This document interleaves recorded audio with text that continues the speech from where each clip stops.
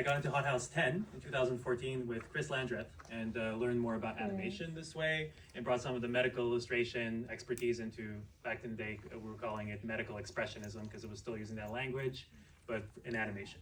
So what is animation? The people and the makers sharing the spaces between the picture, right? So when it comes to Walking Bread, it's kind of like a test world. So it's a test world and also a teamwork tool, right? So it's really the idea of collaboration with the viewers at the core. And to kind of unscramble what's going on, because there's so many versions, Walking Bread is that operation, right? This operation of collaboration with the audience. From there's a graphic novel that came out, right, called The Mill, back a few years ago, in 2021, I think. And then so basically that's more or less what it looks like. It gives you an idea. I had some help from a good friend, Gary Leap, who helped me out with publishing a version of it in a bookstore in New York. And we basically, I worked on it a bit more and ended up being published as a digital piece as well, with different formats.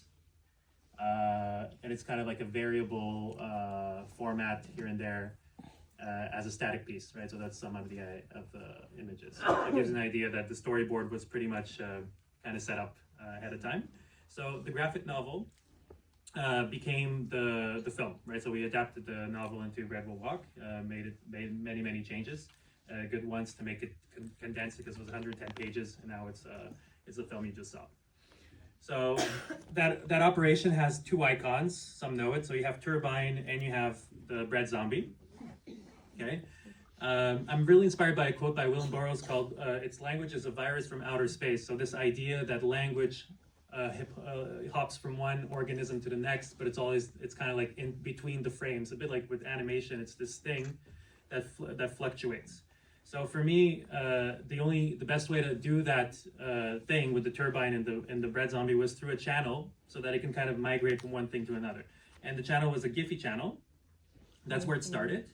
That API was linked to all the social media, and we ended up two Canadian creatures spreading virally in pop culture through that channel, right? So that was more or less the idea. They were moving through online systems, and eventually it would trickle down to actual real life interventions. So once you almost like terraform the art, it starts existing in Al Shari on us, in the actual world around us in different formats, support from people, different versions of the costume. This one's here. So from the internet to the real world, and it kept going. Here I got arrested by stormtroopers at the Comic-Con. Live concerts, mapping, all kinds of versions, reformulations of that same virus going from frame to frame in different formats, right? So it's very medium agnostic as a creative writing strategy. That led to even like interventions from Bill Plimpton, who made a version to support the project. He drew the versions of the two characters. So again, in the real world, right? From online. This is more or less my creative process when it comes to these the world building. So the idea, output, myth, collaboration, and shape.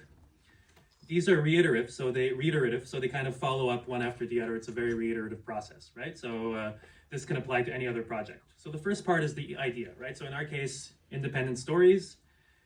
What does that mean? I'm going to bring up a few things that I feel from the perspective of an artist. It's not something I agree with. It's just the feeling that I'm getting from the current mediatic space, right? So you have something like a truth auction when it comes to what's the type of content that you're seeing. Auction because currently there's an attention and content dynamic where, given marketing, when you make something, the actual attention of the viewer is usually more valuable than the content. Social media made it that people pay to be seen, right? And for that reason, it seems like life became a sale of what's familiar, right? So we don't find new, we choose what we know, because usually these things creep into your daily life through social media, and by the time you find new content, you're actually recognizing something you already know. That's why they keep on making the same films, the same IPs, and it's really hard for independent storytellers to be able to carve out some kind of space for independent content, right? So I think it's interesting because I know AI is one of the main reasons why I'm freaking out, among other people.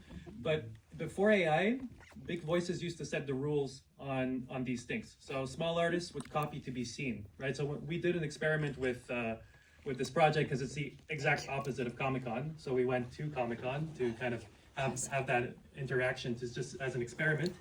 And we realized that usually when you're an illustrator and you make something that isn't the main icons that have already been terraformed in your subconscious, there's a social pressure where people are like, oh, you made a mistake, you meant this thing, because that's what I recognize. So there's like this invisible expectation and canon of what can be made. So the pressure was already there. Small artists copy to be seen, and that blocks new ideas. The social pressure was before AI, and in my opinion, the machine like automated that process. So there's a social pressure in the database for big terraformers of billions of, just the marketing would carve out what our stories are. And from there on, that collective subconscious is something we are navigating in as a collaboration, since animation is the interstice between the frames. So there's the dependence on outsourcing to your viewer. You're vulnerable to the viewer when it comes to being able to get a point across, and that is influenced laterally outside of the actual film. So that's more or less the idea. There's a collective subconscious. Indie creators face giants who buy our feeds. 2, indie stories don't stick for that reason. But copying big ones feels empty, right? So if you copy something that isn't yours, it feels empty. You're not expressing yourself, and it's basically the fast-tracked version of that is like the slop that we're seeing online. So I think there's like there's a sweet middle spot. I call it database storytelling. Maybe somebody will have a better term for that in it. And that's what the output is. So from the idea to the output, you tell stories through data, right? So we're in a zettabyte age. So 1 billion terabytes means 1 zettabyte. And we have so much content online that we're kind of in a new normal when it comes to that. The data has reached a huge scale. And it starts copying itself, growing endless, a bit like a zombie, right? So there's a zombie-like growth of content that's just copying itself passively, right? Some call it slop. I want to call it a dope, right? Let's be thematic. But it's basically like a slop. And then you have this idea of the ghost in the shell. These creatures that are existing, turbine and bread zombie, that roam in the data slop, flickering out to reach out, right? So they flicker out to reach out through the interstices of different reiterations of themselves. That's kind of the concept. Another word for that is memification, right? So you memify your content prior to the production of an actual film, right? So that you can develop that demand prior to the project. And of course, that requires some kind of safe cluster. So I call it a safe cluster, a nest where things are allowed to grow. Indie IP has a shelter to grow, in this case, indie art. NFB gave ideas room to last, right? So we have a case that this was one of these cases where had it been outside, it wouldn't have worked out, right? So from output, you start developing a network of myth, right? So world building, you get an idea of how the world building grows, like the audience can enter that world from different stages. And in our case here, as you saw, it's a cubistic form of world building, because it's many angles, many parts simultaneously. So people enter that world from different angles, right? And the art is to try to kind of compound that in one core. So you sort of have this one recurring project that is spread through these protocols, right? So, or like strategies. I call that strategy yeastification, right? So it's really the building. You build worlds like nets, always linked, moving and growing, okay? This leads also from myth to collaboration. So again, the lab, the safe cluster is a place where you can try ideas together, right? So I call it the bread lab. That was like a lab kind of created through the process, where the story rolls like dough ball. A board, like the metaphorical board of the dough, right? It's a variable medium, right? So it's like fast experimentations, the same story being rolled on variable mediums and changing tools, right? And some ideas do stick. So toolmakers inevitably have to help the process of the creative process. There's a creative complicity with the toolmaker, and becomes like a two-way collaboration. So there's a two-way collaboration that unlocks. So you have the film and you have the audience that we already know. Usually that's how it works. You make a film and the audience sees it. But you also have a certain level of complicity from toolmakers. In our case here, toolmakers, I was able to work with Wacom they sponsored me individually as a creator through this tool, this creative strategy. And of course, there's cases like the help of Janet Blatter, who helped me out with writing. This is one of the first articles about the community that was being built. So thank you for that, Janet. And this is really the idea of the safe cluster, a room for risk, allowing faster prototypes on longer pipelines, right? So you give enough security for something to linger long enough so that culture can be built. And instead of discovery, you start developing recognition, because people recognize something that is independent instead of discovery, given that discovery is so hard to do when you're already when your feed is through all that noise, right? So that's kind of the idea. A bit like a metaphor for that is like the shore, the coral reef, right? The coral reef next to the waves has like a little puddle in which all these like planktons can grow. And had it been I don't know if anybody has lived next to a shore, and you basically have like the waves of the ocean hitting. If you were in the ocean, you wouldn't have time to actually develop independent content. But given that there's this safety, this ability to kind of, for something to grow long enough, you start to develop independent media, because it's not, the bottom line is no longer the main aspect. Research and development, cultural capital is more useful. And in my case, I use a thing called genomic animation. It's kind of like a made-up term as a medium, but almost like an artistic practice. This is like the culmination of all these things. So when it comes to the form, this is something that was not used in the film. So in the experimentations, we went very far in developing these things, and eventually the abyss looked back into us, and we pulled the plug, right? So we ended up using humans, because humans just look better, honestly.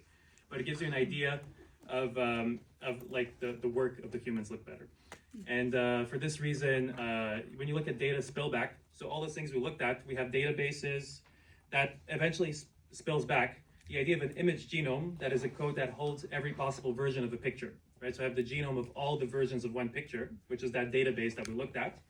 And genomic animation fills human line work with image genomes, right? So it's basically using the drawings, but it's also injecting it with something like an image genome to reduce that space for the collaboration to work. So you reduce the margin of error between what you're doing and what is being seen as a tool to be able to be understood by your audience. So that's why when you have consensus on what one image looks like an apple, for example, you can grow that genome of an apple through all the tools that are currently available, but within the urban planning, like the line work of your own subjective view. So you're both having a subjective animation, but at the same time, that thing is backed up by the consensus of the statistical consensus of what the texture and the color should look like. So that's more or less the idea.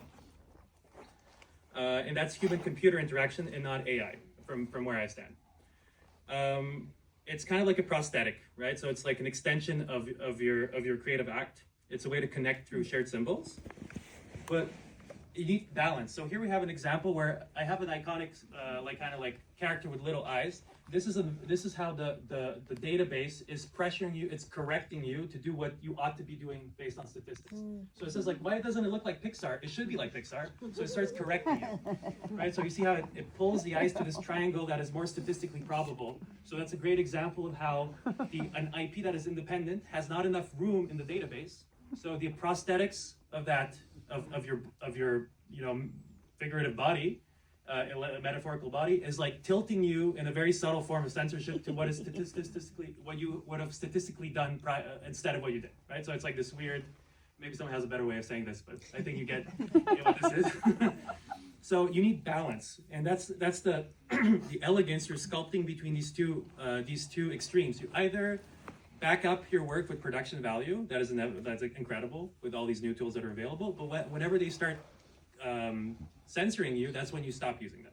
In our case, you have clear evidence that I was emphatically trying to use as many tools as I could, but because I animation takes forever. I've done a previous film. I was totally fine with being able to work a bit less, but it just didn't look as good. So amid all the buzz, the AI was dropped on Bread Will Walk.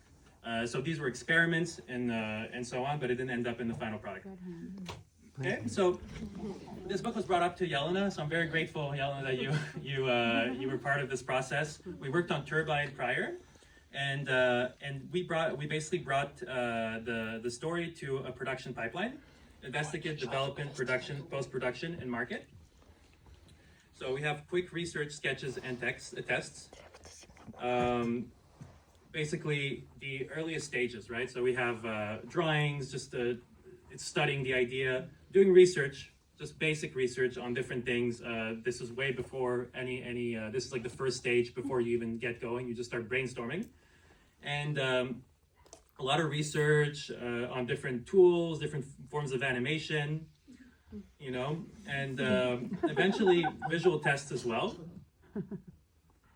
Visual tests on texture, on different forms of expression. And remember, this was in 2020. So that dough ball kept rolling and different things would stick on it, right?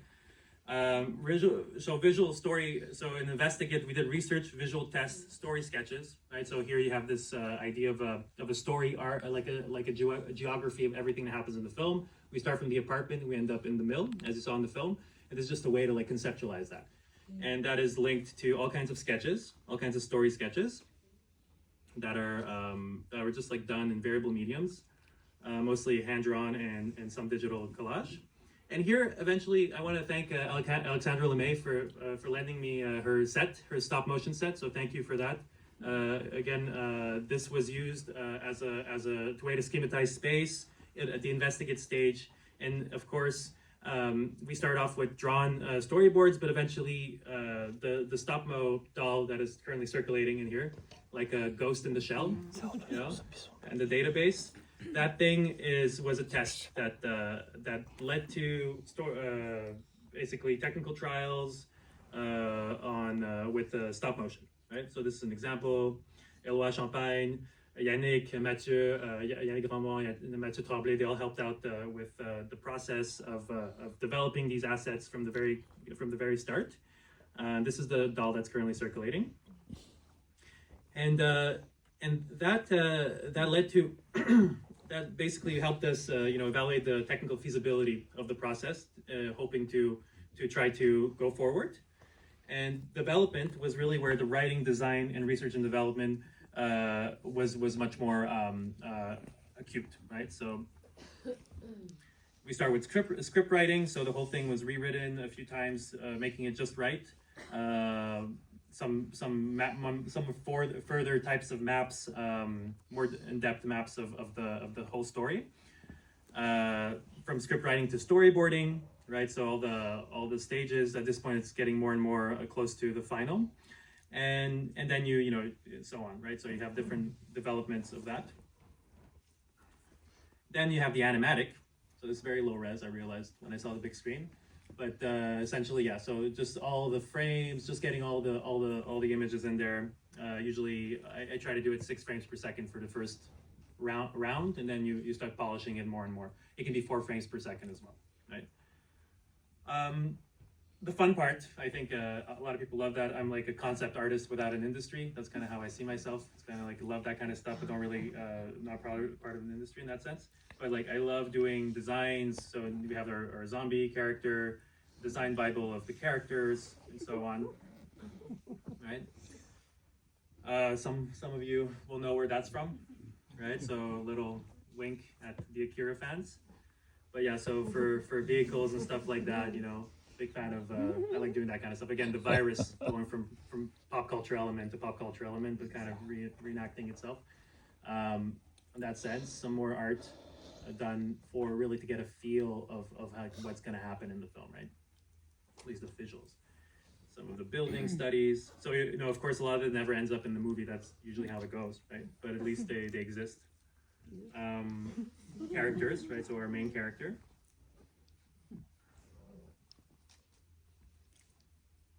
The kid, right? That gets. So this is Margaret. This is Gerben. Like in the script, that's how they're called, right? So and then you have your evil bread eater in the film.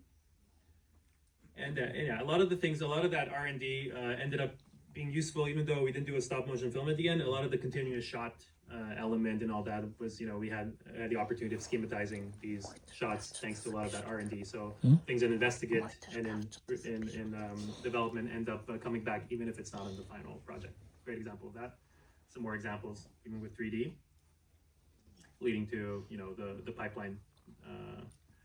And of course, there's a 2D photo collage approach as well that you probably noticed. So a lot of it's all manual, right? So like frame by frame with Wacom, going through the film with different layers and different stuff. And an example of that is here. I think that's a good example. It's like the woodcut. I see it like a bit like the metaphor of the woodcut, where you have different colors that are different plates of wood. But in our case, this is like different layers of texture, right? So you have different layers of texture that are attached and composited, right? So this is one of the many ways that we solved a problem for a specific scene. But again, remember, it's a ball, it's a rolling ball. So what worked for one scene might have not worked for the other. The goal is the end result, right?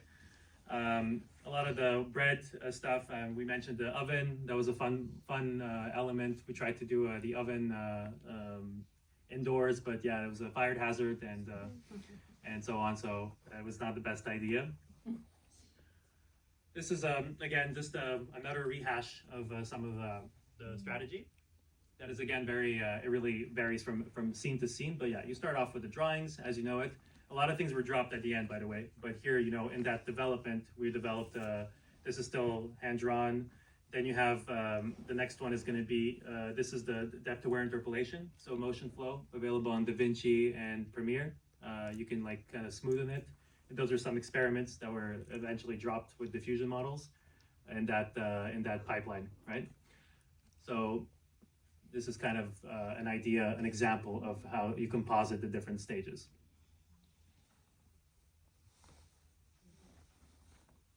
Another thing we tried is the 3D environment tests. So again, same film, but different way of solving a problem. So this was one of the iconic scenes, one of my favorite scenes in the film.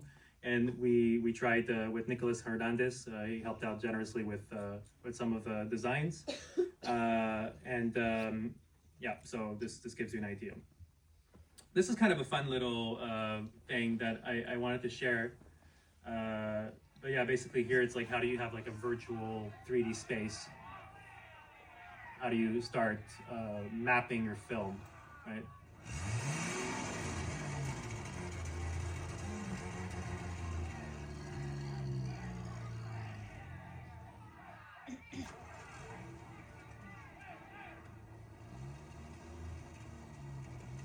So yeah, that's an example. So eventually all these things funneled into this kind of crazy pipeline that combined all these things. A lot of things were eventually not exactly this way. This gives you an idea of like what we get to for an eventual green light for production, right? Mm-hmm. And from development, you go to production, where you complete the work. You just basically start going through everything. The main creation phase, once the project is greenlit, and yeah, you basically just go through all the things we talked about already, but now it's much more methodic. And you can even put a podcast in the background. You're not really, a lot of the creative decisions were taken prior. Now it's just the quantity is what you're really dealing with. In our case, 4,000 drawings. Final pass with line work and paint in Photoshop with the Wacom. And yeah, so here you basically just keep going. Of course, this is like from production, the project starts expanding to music. So I want to thank Martin Floyd Caesar. This is you have Rebecca Lissar. Also want to thank Victor Lazaroff, who did the piano work, and Julian Selodi for the music, and so on. And then you have here you also, yeah, so we keep going with the sound team, Lily Calvert, Lisa Wedlock, and bad memory, Carmelita Glowacki, to thank them for all this. So this is for the Foley recording with Jeff Jeff Mitchell in the back, and yeah. So and then you keep going with the NFV resources. We got a chance to work with Jay as well, Jay Baruchel, who agreed to do the voices for all the characters, which was really cool. We started off the creative kernel is like, we had this conversation, and he wanted to do all the characters. So we were looking into whether that's possible. And what was really exciting about that is that it was not only like a piece that had been voiced by, Jay Baruchel's talent, but also we had like a performative piece where he's kind of talking to himself for the whole film, which I thought worked with the claustrophobic, huis clos feeling of the whole project, because you basically have just one person just talking to themselves, like in this inner narrative and this nightmare, right? Which is really pretty, yeah. And then you have, so basically we complete the film, basically bringing it to the final stages. Then you have the post-production, right? So all the stages, sound mix, color correction, subtitles, and all that. The pastry glaze, which is Mathieu Tremblay's baby on this project, it really helped as well to just kind of reduce some of it was just more focused. So we were able to carve out some of the line work, and the sfumatos helped with not getting you too hooked on the details. And that's one of my big weaknesses as an animator. I often try to carve out, I do too much like on the details, and it ends up just flickering. It doesn't really, it's not really a scene in the film because it's like frame by frame. So this was a way to kind of like detach yourself from too much that mythicalness and just kind of have a more guided focus. So maybe I can answer some questions that are more technical. But that's the wrap up. I mean, market. We did a lot of tests. I've just selected a few. There's a lot of different posters. A lot of them are consciously, just like des clins d'œil on films we all know. But it's really just in terms of the idea was just to kind of go with that virus from outer space motif. But now you're working with pop culture, like different characters, right? I had one with the Back to the Future, but I didn't put it in as well. The characters. But yeah, I mean, this one over here, the joke for me was that it's like this is more or less the final. But what I love is that we have everything in the film on the poster, and it's kind of like this epic. And it feels like it feels right for this film, right? Kind of it's like it's sort of like a nice thing. So we all the team went to Cannes. We premiered there. That was at the director's fortnight with the poster, and just since then it's been like meeting with the audience, just different audiences, different communities. I like as I said yesterday or the day before. I feel like by the way, I think it's a very much an Ottawa film. There's something about. I've been there for like 10 years at the festival, and there's this great audience feedback and all that. So I think it's kind of this is this was actually filmed yesterday, 2 days ago. Some more articles. Yeah, I'm really excited about. So all of this leads to a certain level of innovation. I'm kind of trying to distill the things that worked, make the actual film the variable, and kind of see like how that like if you detach yourself from the actual film. What part of that can help with innovating and just when it comes to the nature of narration and engaging with your public. And that's the song's lyrics that me and Yelena really like, so I put it on so you can all sing it together now. Should I break the ice? I'll start singing first. Okay, start singing. I thought you were like this, but just start singing. Can't you see? I was improvising that actually. I'm too nervous. Okay, so I'm here for questions.